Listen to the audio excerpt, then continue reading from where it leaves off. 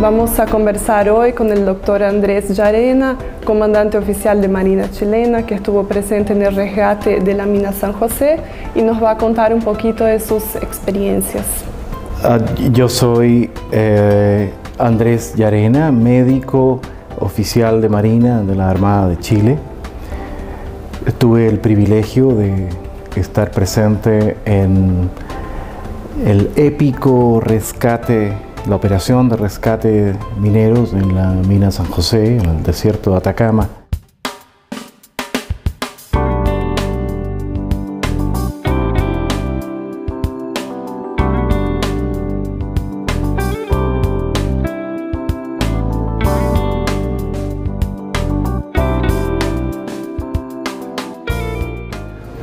The only way that I really think that you could make a difference is by training and having control, self-control throughout the process, the initial anarchy or chaos that will happen on any of these sad events where there's a lot of destruction and a lot of injured people and sometimes a few dead people.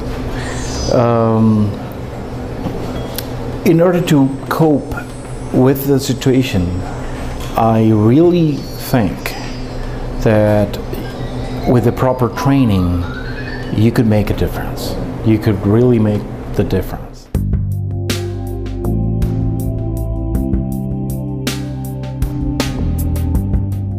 If you belong to a system which is well established and is well organized, the chances of surviving and the chances of getting away with less medical problems is higher. Well, lessons learned has been like the way of doing things all over the world lately. We tend to get together after everything is come back to normal and debrief about what happened, what we did, we did not do, and lessons learned has been around for a while, and I think it's a very good way to get together the knowledge, the information prior to that, sum that up as the things that must be done in the future in order to get things done better, not making the same mistakes, and improving our procedures, our way of seeing things and our way of planning, our way of being prepared for the unhappy events that we're going to be facing as a community, as a society, as a group of people. If you don't have anyone with the proper training and you don't have anyone no one is exactly or roughly what to do in the case of an emergency, you leave a lot of things to luck and to hope,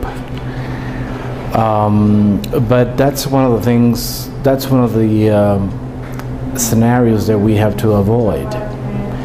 I think it's a luxury right now to have that kind of situation. We need to get away from that. We need to train people.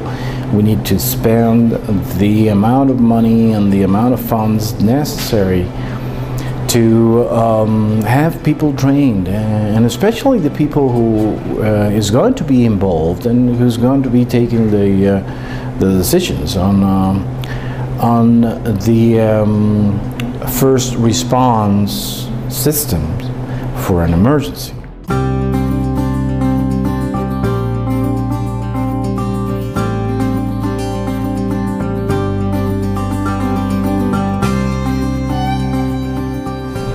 Well, I was up in the mine, we're getting ready for what we call the D-Day, which was the final extraction day.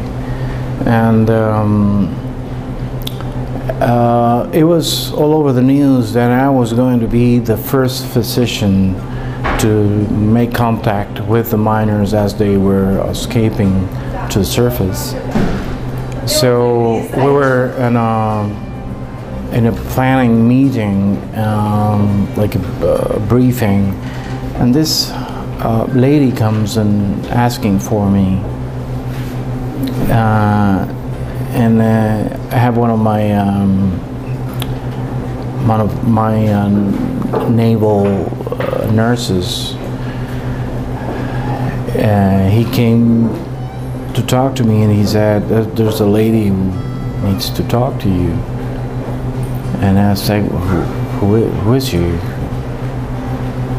I'm not sure, but I think it's one of the miners' relatives. So right after the meeting was over, I walked all the way to where she was, and there was this middle-aged woman with a flower in her hand, and when I was approaching, she walked towards me.